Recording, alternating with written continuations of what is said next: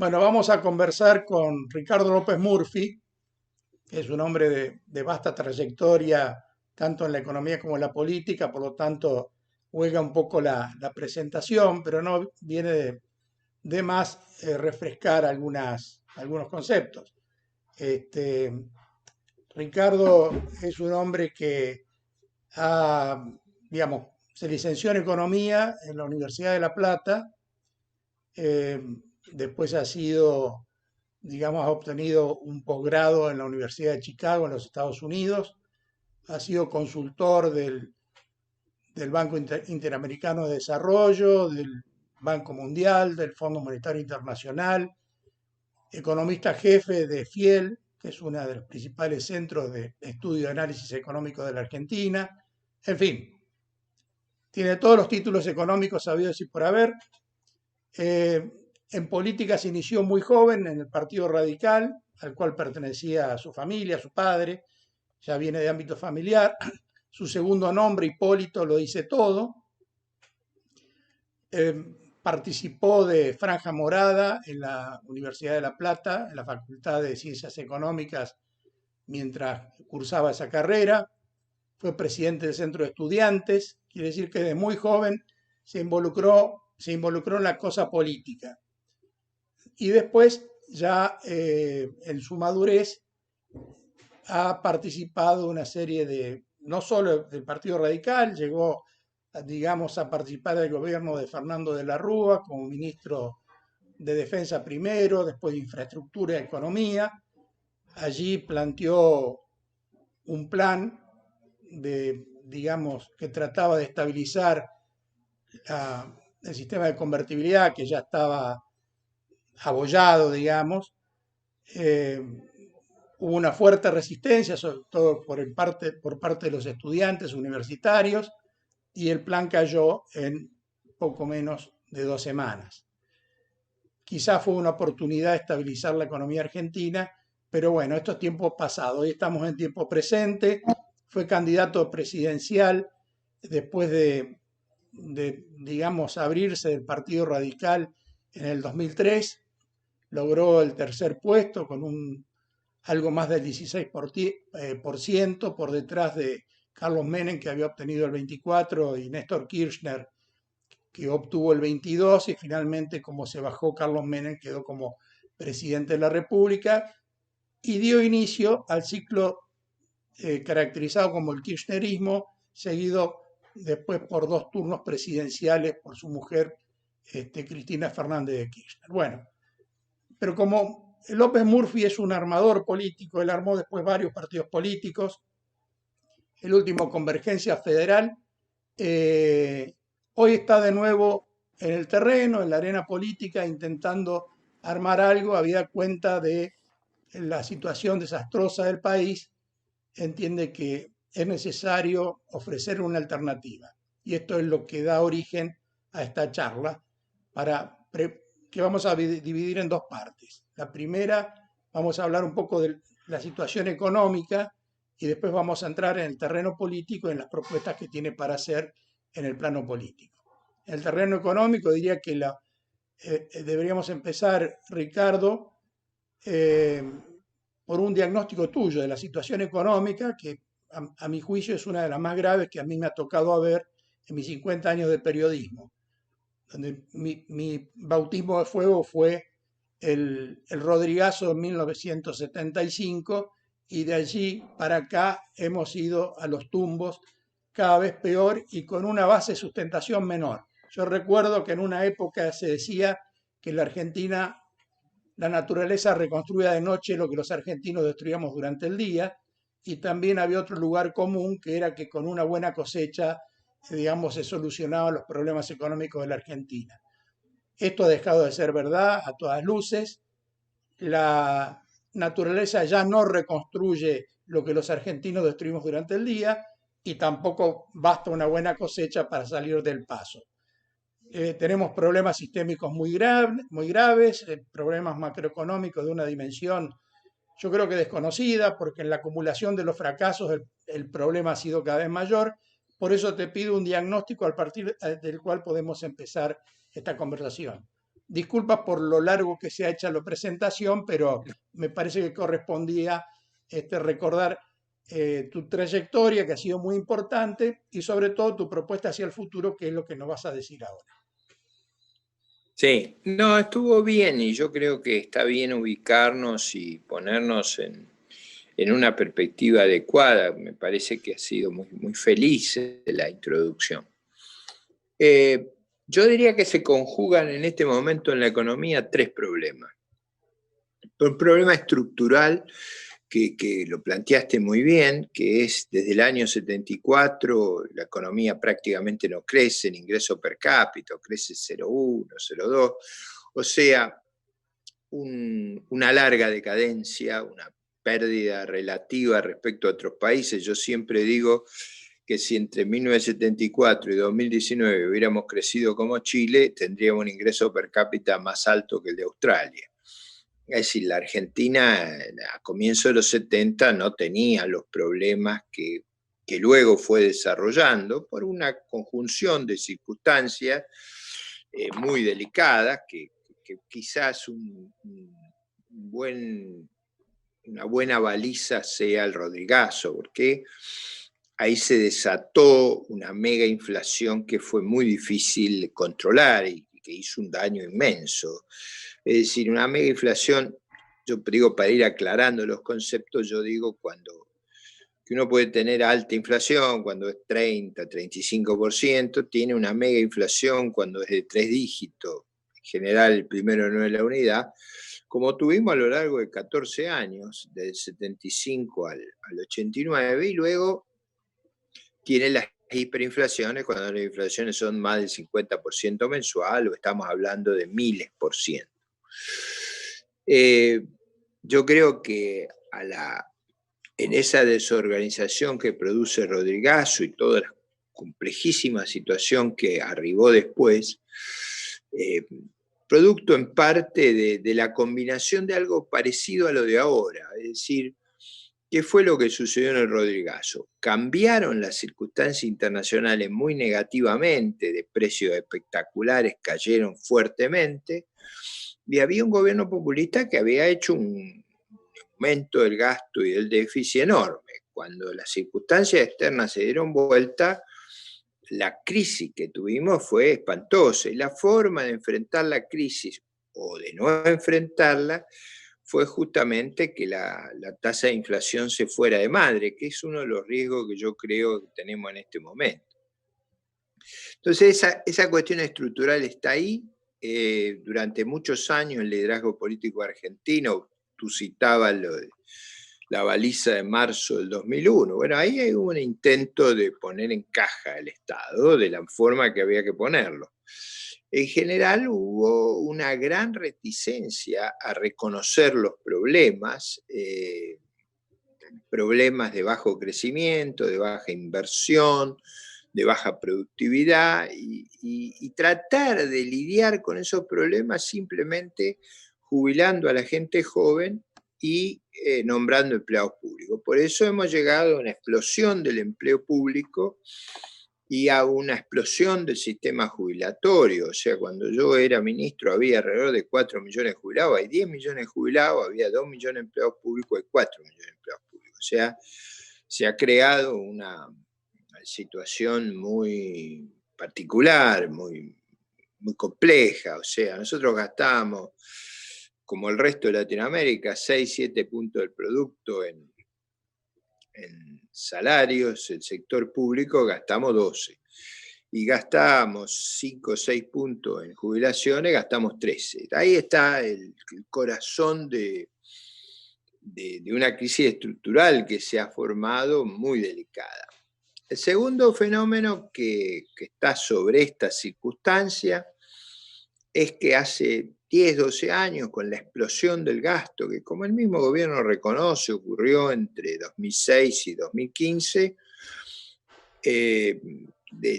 hace 10, 12 años que la economía argentina no puede crecer, no puede generar inversión neta en el sector privado y no puede, o sea, no puede invertir más de lo que se deprecia y no puede generar empleo formal. La economía está estancada, trabada, y y ese estancamiento quizás solo aflojaría en los términos que está organizada la economía actual con una suba espectacular de los precios de las commodities. Es decir, porque todo eso es vivir de renta y solamente eso funciona si hay renta. ¿Cómo habría renta? Bueno, si la soja fuera $1.000, hay rentas. Y eso haría que el sistema fuera manejable, pero eso no es posible, no es sostenible. En realidad lo que hicimos fue que con una soja de casi $700 a precios actuales, pusimos un nivel de gasto que la economía argentina no soporta. Y sobre estos problemas estructurales graves, que con muchas limitaciones el gobierno anterior los empezó a enfocar, sobre todo al final del mandato hizo una reducción de gastos importante y balanceó las cuentas externas, pero el gobierno que llegó con un muy mal diagnóstico, no llegó con una comprensión del problema que teníamos y yo creo de entrada íbamos en un rumbo muy equivocado. Sobre eso ocurrió la catástrofe mundial de la pandemia que ha afectado a todo el mundo, afectó a la región y por supuesto a nosotros nos afectó mucho más que al resto, porque no teníamos ni moneda, ni mercado de capitales, ni mercado financiero, entonces el espacio de maniobra que había para amortiguar la crisis fue muy bajo y en consecuencia se ha generado una situación muy límite. Creo yo que haber usado mucho deuda en los tiempos de normalidad es una tontería, porque la deuda hay que guardarla para las crisis, ya sean bélicas o de otro tipo. Y aquí no se hizo eso porque en realidad lo que hay subyaciendo al problema económico es un problema de ingobernabilidad. Hace 60 años el sector público argentino no puede domar sus déficits, no puede, salvo por un periodo durante la convertibilidad, no puede lograr tener una moneda confiable, no puede desarrollar su mercado de capitales, que lo había desarrollado, pero después con la confiscación de los fondos de pensión se terminó eso, que ahí fue básicamente lo que le dio a los países vecinos el margen de maniobra que nosotros no tenemos. Y por supuesto, como la deuda fue defaulteada 9 veces, los depósitos fueron confiscados 5 veces. Entonces es natural que tenemos un sistema financiero muy chico, un mercado de capitales prácticamente inexistente, alta inflación, viene una pandemia, nos produce una crisis espantosa. Y estamos en esa crisis, como bien dice, ya no alcanza con una buena cosecha. Es cierto que si hubiera buenas cosechas y precios internacionales razonables, eso ayudaría mucho, porque ahí están los factores de agregación de valor de la Argentina. Ahí es donde se agrega genuinamente valor, y seguramente en el turismo, en la industria del conocimiento, en buena parte de nuestras manufacturas, de toda la cadena agroindustrial, de las cadenas medicamentos, ahí todavía tenemos excelencia. Eso es lo que da lugar a que AstraZeneca y Pfizer vengan a hacer las pruebas acá. O sea, el país tiene potencial, pero todo eso está fuertemente condicionado por un sector público desmadrado, que no hay conciencia que no se va a poder arreglar. O sea, si uno quisiera decir cuál fue la narrativa que venía detrás de Alberto Fernández, era volver al sector público que tuvimos con la soja $700. Eso no es viable. No es más viable y desgraciadamente no se entiende. Como no se entiende la necesidad de liberar recursos que tiene la Argentina. Por ejemplo, San Juan tiene $300.000 millones ahí abajo tierra en cobre, como tiene Chile. Bueno, ahí podría haber un camino de inversión, de recuperación, pero no está esa conciencia. Creo que no sería fácil porque la inestabilidad de las leyes. Yo el otro día escuchaba entre extranjeros cómo arreglar a Argentina. Y básicamente la propuesta, aunque parezca disparatada, era cómo hacemos para que la legalidad de Argentina no la pueda alterar el Congreso. O sea, ¿cómo podemos hacer que no hagan barbaridades, que no den vuelta a las leyes de un periodo a otro? En parte, como ocurrió con la Unión Europea y con el euro, donde digamos, en alguna medida los parlamentos nacionales tienen límites. Pero digo, esto tú lo entiendes bien, eso da una idea de la desconfianza, no es la desconfianza sobre un ministro de Economía, sobre un presidente, una desconfianza sobre el sistema institucional, sobre la seriedad de nuestros arreglos. Por eso la crisis argentina requiere esta vez un tratamiento distinto que antes, va a requerir una reforma estructural enorme, que no estoy yo seguro que la sociedad comprende primero. Es decir, comprende esta idea de que vivir de renta requiere rentas. Ahora, rentas no están bajo nuestro control. Tendríamos que tener mucha suerte, como lo tuvimos del 2002 al 2014, donde los precios internacionales fueron formidables y, digamos, en condiciones de precios internacionales formidables, nuestros vecinos viven en una situación de euforia. Entonces recibimos una doble ola de noticias favorables, la de las commodities y la de los vecinos, condiciones de tasa de interés internacionales muy bajas, pero ese mundo es un mundo, es que casi un infantilismo, una Disneylandia, Alicia en el País de las Maravillas. Es decir, sí, no es no sostenible podemos pensar futuro sobre eso. no es sostenible en el tiempo, ¿no? Porque No, ahí se no es produjo un viable. problema que fue que en el mercado de capitales del mundo, después de la crisis de 2008 y demás, hubo una migración muy fuerte de inversión hacia los commodities y eso produjo la valorización de la soja a esos niveles tan extraordinarios que por otra parte son los que irrigaron durante largos años el gobierno sobre todo de Cristina Fernández de Kirchner, y No, lo que claro, ocurrió es la eso fue lo... multiplicación del gasto público, o sea, se gastó todo lo que entró y más. Entonces, Bueno, si no se hubiera hecho eso y se hubiera capitalizado el país en infraestructura, en reservas, en menor deuda, todo eso hubiera dado espacio, digamos, hubiera dado espacio. Ahora, eso no se hizo porque en realidad, y yo creo que esto hay que comprenderlo profundamente para entender el problema que tenemos por delante, la base política que se armó es esa base clientelista de jubilados sin aporte, de empleados ñoqui. Entonces, el problema es que acá colisionan dos Argentinas, la Argentina que agrega valor, que trabaja, que vive del sudor de su frente, y la que vive de lo demás. Y si la que vive de lo demás prevalece, el país no tiene arreglo.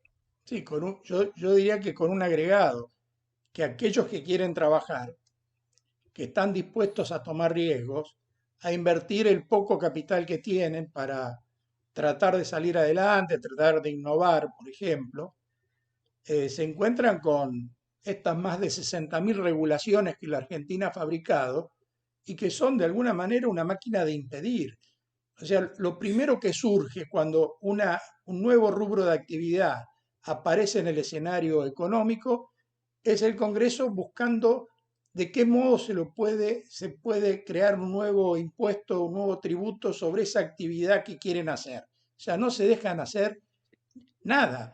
Ya lo hemos visto con la discusión O del... una regulación que impida la creación de valor, como ocurrió con la ley de teletrabajo, como Claro, ocurrió con la ley de alquileres.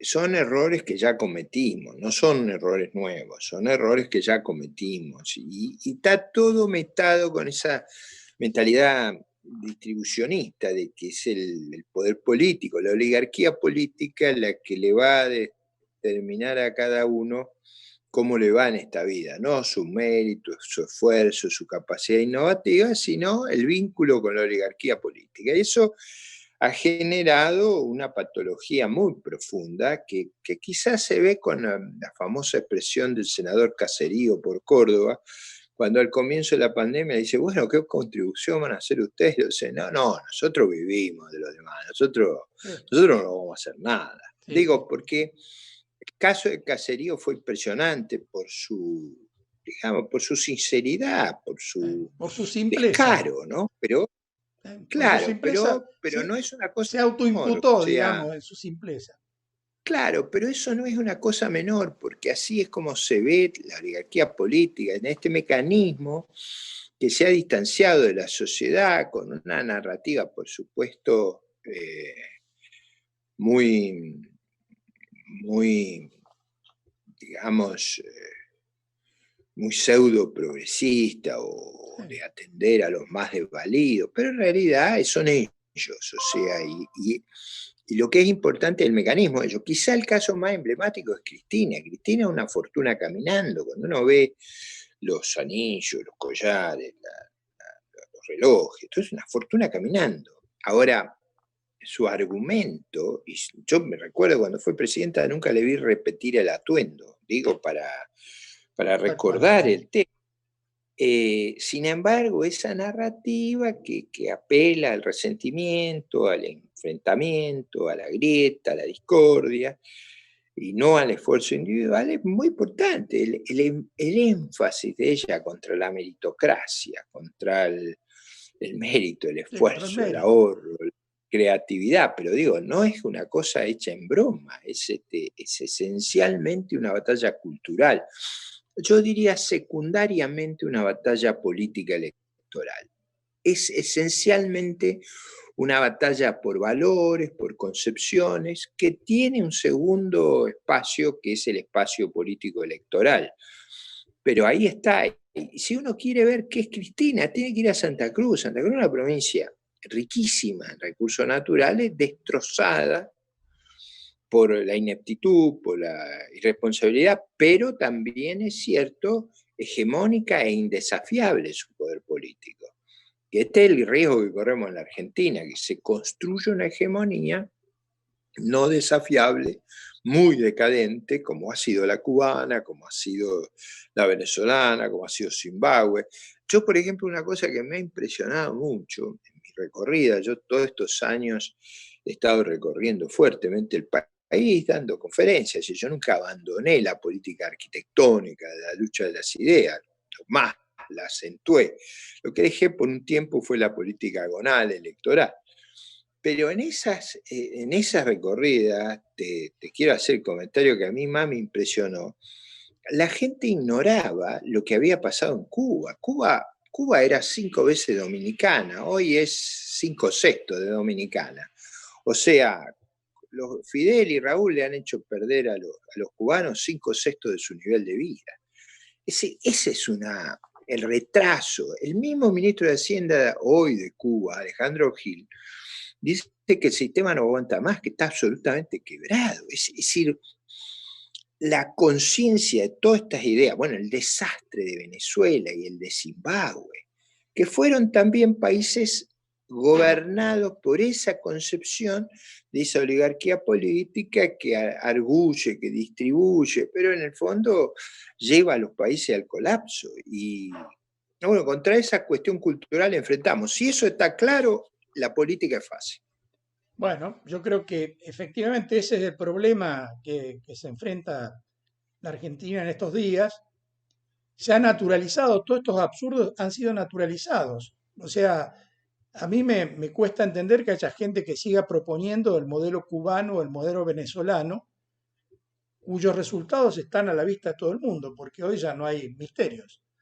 Eh, y sin embargo, desde el ala dura, digamos, del kirchnerismo se sigue alentando, incluso han aprendido muchísimo en términos de debates mediáticos de la tecnología cubana, que se ha robustecido en su enfrentamiento secular, digamos, con los Estados Unidos, ¿no? Con los sistemas de comunicación y de inteligencia de los Estados Unidos. O sea que no es poco lo que han aprendido, se lo han aguantado.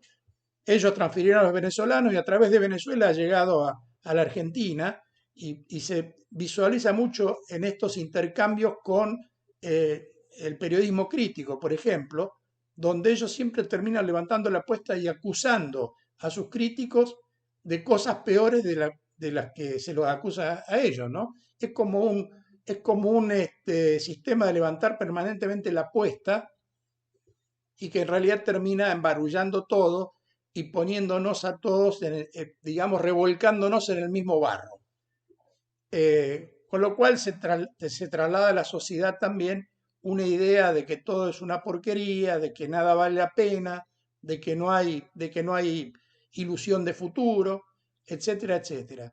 Vos decías, en la Argentina se calcula que hay unos 450.000 millones de dólares de argentinos que están afuera del país. Si esos capitales volvieran a la Argentina en condiciones de inversión iguales o mejores a lo que ofrece el mundo, la rueda de la economía argentina se movería de una manera formidable. Ahora, para eso necesitamos otro tipo de mentalidad, reinstalar el principio de la seguridad jurídica que está absolutamente destrozado, que es lo que vos comentabas que los extranjeros te dicen. No sabemos qué regla de juego tenemos. Hoy firmamos un contrato, el año que viene cambia un gobierno y el contrato lo dan vuelta y le establecen condiciones que nunca habían sido planteadas. Y terminamos todos en los tribunales internacionales, donde la Argentina se ha cansado de perder miles de millones de dólares por la anulación de todos los contratos, digamos, que se habían firmado en su momento en la época de Menem, en todo el proceso de privatizaciones. Ahora, ¿cómo ya pasemos al plano político, hacia el futuro? Hay una rigidez social manifiesta para recibir estas nuevas que planteen digamos, la incorporación de la racionalidad en el análisis de los problemas que tenemos. Es decir, la realidad es que tenemos un Estado que gasta mucho más de lo que le ingresa, que vive con sus cuentas en rojo, razón por la cual no accede al crédito voluntario a nivel internacional,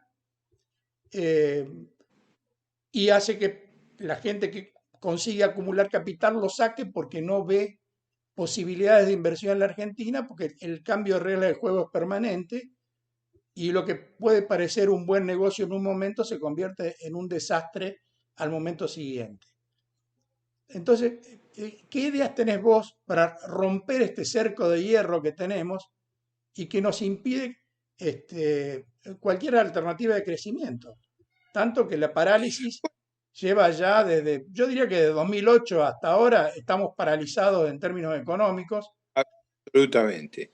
Yo diría con mucha claridad lo que acaba de decir. Eso es lo que acaba de decir, lo que yo digo. O sea, ¿cómo hacemos para que la gente que genera valor en la Argentina, la que está y la que puede estar, tenga reglas de juego estables, que reconozcan la propiedad privada, la iniciativa privada, que el gobierno limitado, que no se puede confiscar a los conciudadanos, que no se puede generar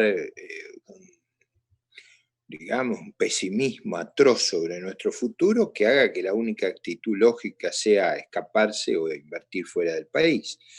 Eso no se arregla con reglamentos, ni con cepos, ni con ninguna de las tonterías que se han difundido, ¿no? en la narrativa oficial. Y eso requiere básicamente llegar a nuestra ciudadanía, organizarse, tener un desempeño electoral adecuado, poner en claro estos temas en debate y tener iniciativa. Yo, por ejemplo, he tenido una iniciativa muy fuerte sobre educación. Yo sugerí con la pandemia que la televisión pública dividiera su horario en lunes, miércoles y viernes para los primeros 4 grados, martes, jueves y sábado para los otros 4, que eran 2 horas de clase para cada grado por día. Claro, parece una cosa absurda, pero para mí el costo más grande de la pandemia es que hay 150 días que los chicos no han ido a clase. Entonces eso crea una brecha cultural, una pérdida de capital humano dramática que va a agudizar los problemas distributivos y de perspectiva de la sociedad argentina. En ese sentido, pensemos que la clave de nuestro éxito en el pasado fue el proyecto sarmientino de homogeneizar el capital humano. Entonces, ahí no ha habido una reacción a la preocupación del gobierno porque los chicos pierdan clase ha sido mínima. Y no ha habido una reacción acorde. Yo también he propuesto que en los próximos 3 años recuperemos este año, o sea, no que los pasemos por un acto administrativo de grados, sino que recuperemos, o sea, que parte del año que viene sea la recuperación de este, que el otro, y que en los próximos 3 años nos dediquemos a recuperar el tiempo que perdimos en la pandemia. Por supuesto, todo el mundo me dice, pero ¿no sabe la resistencia sindical que esto va a generar? Le digo, bueno, si lo que tenemos que hacer es educar a los chicos, no aguantar a los sindicatos. Entonces, si en vez de un sistema educativo preparado para los chicos es una máquina de canonjía y prebenda para los sindicatos, estamos perdidos como sociedad. Lo mismo estuve proponiendo en materia de empleo. En materia de empleo he estado proponiendo que para las pymes, y hay algunos importantes economistas que lo han hecho también, nada más que son menos frontales y transparentes que yo, hagamos un régimen laboral como la alocación de servicios del Estado, donde las pymes contraten, haya una cobertura de accidentes de trabajo, de salud, de ahorro jubilatorio y haya un fondo de desempleo como la construcción, pero no haya indemnización por despido. ¿Para qué? Para que para las pymes sea muy fácil tomar gente y hacer una recuperación, que del único lugar que puede venir la recuperación post pandemia es de la actividad privada, porque el Estado está absolutamente quebrado. Va a estar, además, como toda esta crisis se ha bancado colocando deuda en el Banco Central y el Banco Central colocándola en los bancos, tenemos enervados los bancos, o sea, tenemos toda esa plata prestada al Estado, que ya evitar una crisis con lo que se ha prestado va a ser una hazaña. Entonces no va a haber recursos para esas actividades. Entonces yo he propuesto esta reforma de, digamos, de nuestras instituciones laborales para pymes, diciendo pymes, empresas de menos de 200 trabajadores, como un mecanismo muy potente, lo mismo que abaratar los impuestos al empleo y a la inversión. Y lo otro que he propuesto, que son todas cosas muy sencillas, pero es que no liberemos presos peligrosos. Es decir, acá se han liberado 5.000 presos peligrosos que han puesto al país en una situación de inseguridad atroz. Ahora digo, estas cosas son de sentido común.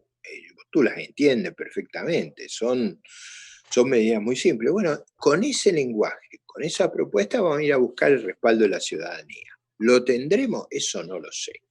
Yo sé que bregamos y hacemos la prédica. Si lo tenemos, yo veo una fuerte posibilidad de recuperación de la Argentina, porque el retraso relativo, esta zona del mundo es una zona de paz, hay muchas razones para ser optimistas si encontramos en la ciudadanía oídos receptivos a que debemos reconstruir, que la hegemonía de la sociedad la tomen los que generan valor, los que generan riqueza, los que sostienen a los demás, no los que viven de los demás, porque si es así no hay forma de generar los incentivos y que por supuesto si esta batalla cultural se gana y se crea una mayoría consolidada, eso durante varios periodos de gobierno crea un sendero de recuperación que probablemente sea irreversible. Como es posible que sea irreversible la decadencia, es posible que sea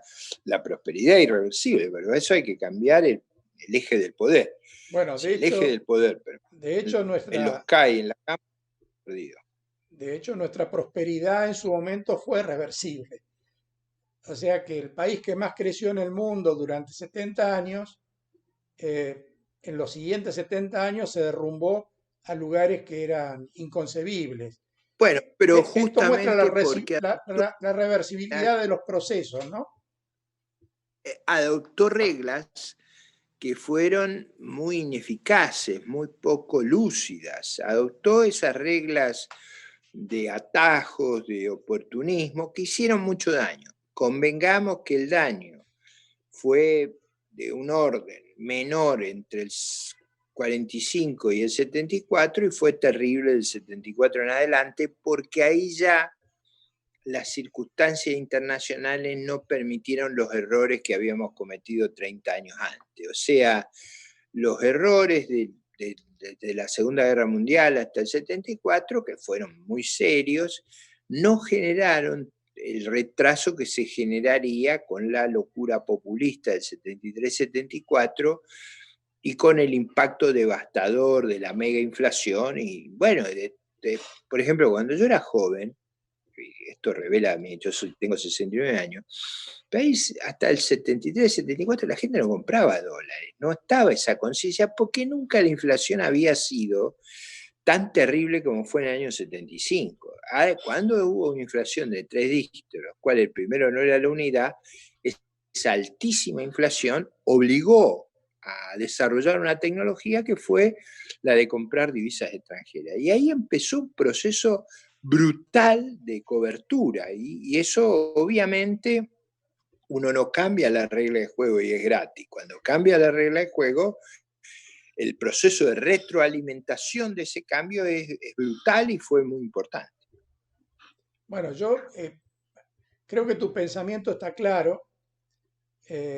Comparto muchas de las cosas que decís, sobre todo el tema de la educación, que sigue siendo la gran herramienta transformadora, igualadora para crear una base común, digamos, una línea de largada común para todos. Este, Ahí te quiero hacer un punto que a veces se ignora. Cuando uno mira por qué los países nórdicos son tan igualitarios, los países del este asiático son tan igualitarios. Bueno, la clave es la igualdad que tienen en materia educativa, el esfuerzo y la homogenización del sistema educativo. Y nosotros, con los años, se ha ido degradando el sistema educativo porque se convirtió en un bastión de lucha, de resistencia al sistema capitalista o a la, digamos, al funcionamiento meritocrático de la sociedad, y el sistema dejó de prestar lo que era básico, que era el servicio educativo. Pasó a ser un área de conflicto y de lucha, pero dejó de prestar ese servicio.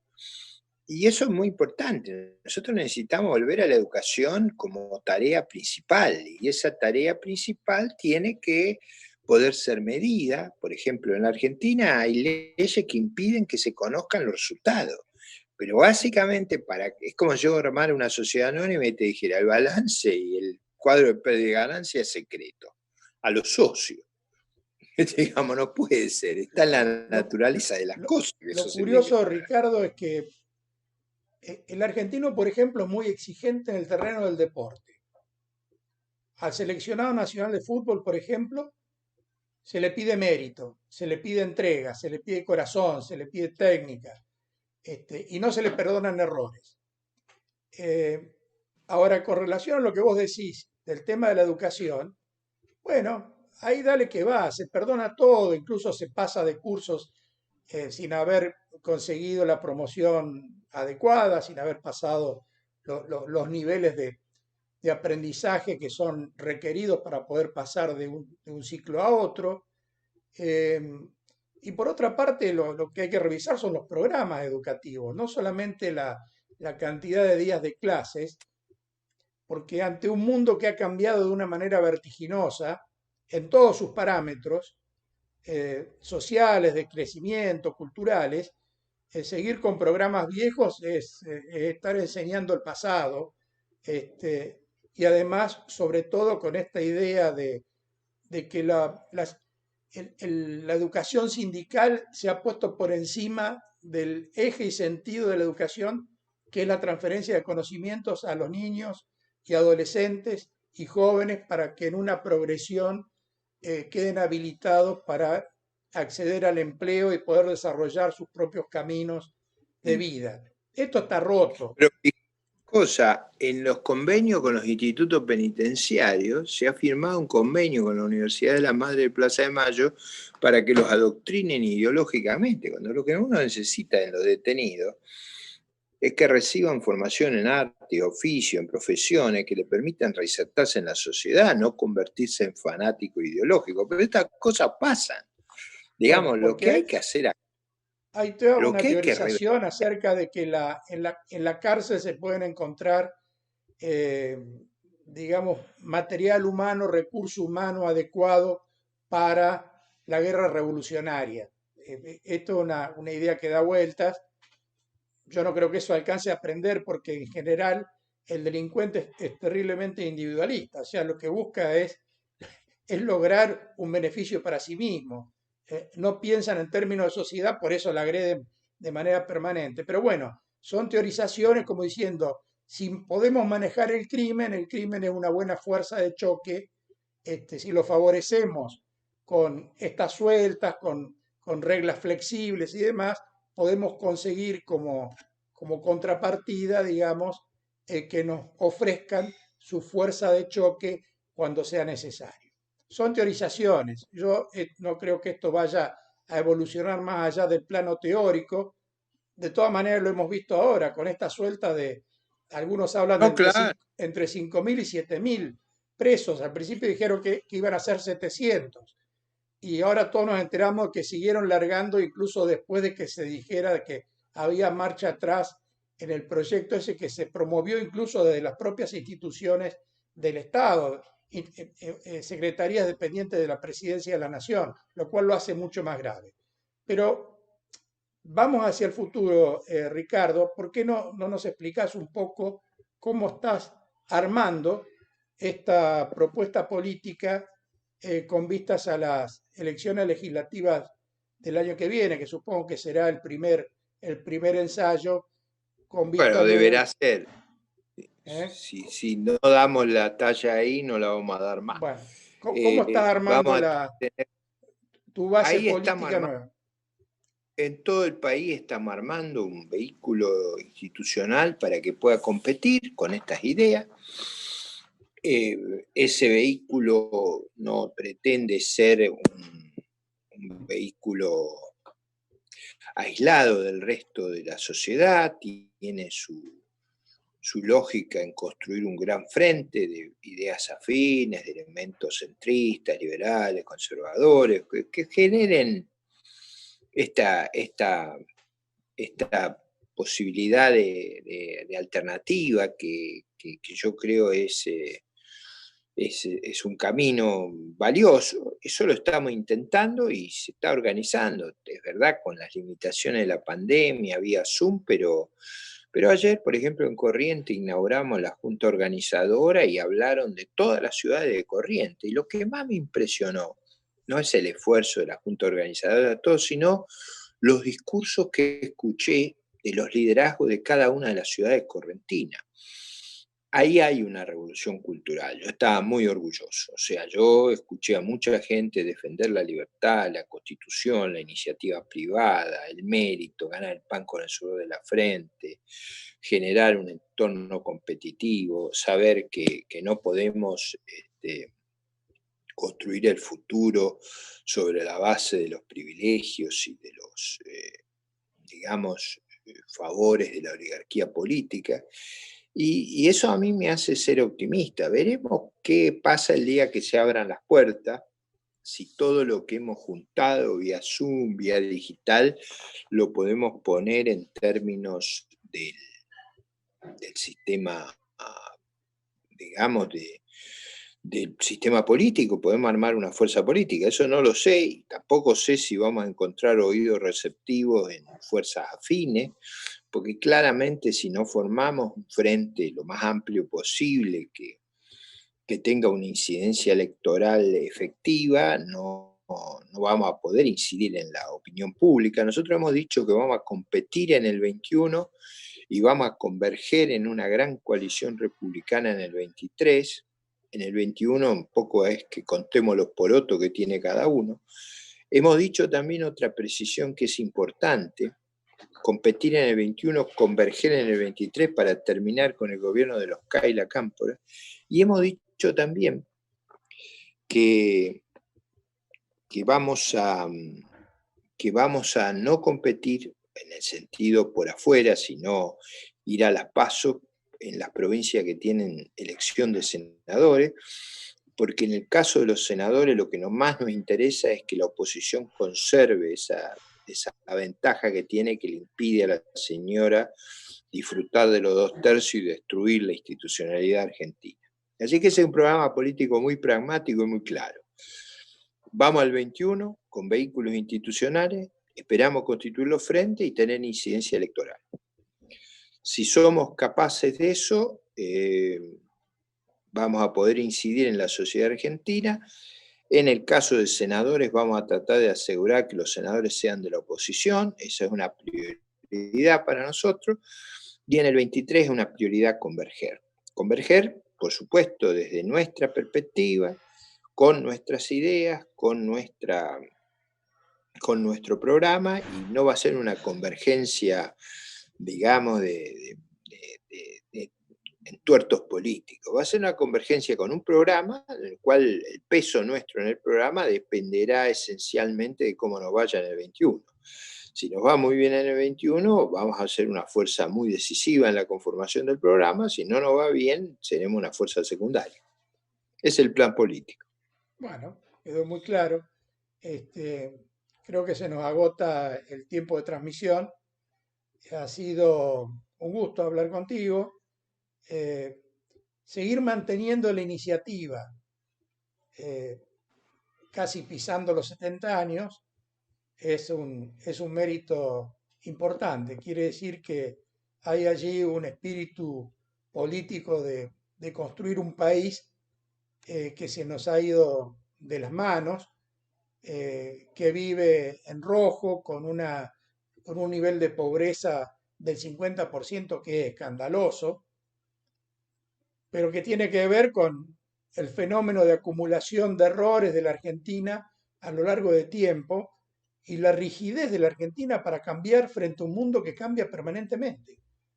Claro, bueno, eso es lo que incorporaríamos. Y tú me dices, frisando los 50, los 70, ¿cómo tenés la energía que tenía a los 50? Bueno, es que si no la damos vuelta, esta vez en defensa propia, vienen por nosotros, va a finalizar todo lo que hemos tenido. Tenemos que resistir y pasar a la ofensiva. Y eso lo estoy haciendo. Y me gustaría que lo hiciera una generación más joven que la mía, pero si no lo hace, este viejo hombre cívico se va a subir al corcel para batallar, y lo estoy haciendo con toda la energía del caso.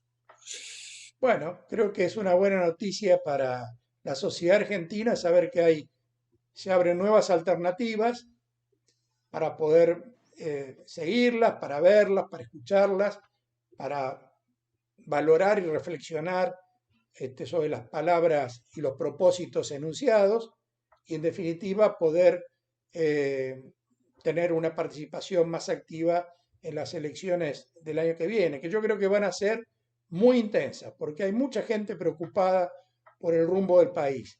Creo que hemos llegado al nivel del espanto, que es lo único que provoca la reacción de los argentinos. Mientras los argentinos, Ojalá, ¿cómo? ojalá sí sea. Bueno, esperemos que sí. Muchas gracias, Ricardo, por la conversación. Mucho gusto en haber hablado contigo y ya nos estaremos viendo en alguna otra oportunidad. Que tengas muy buenos días. Un abrazo muy grande, gracias. Otro para vos.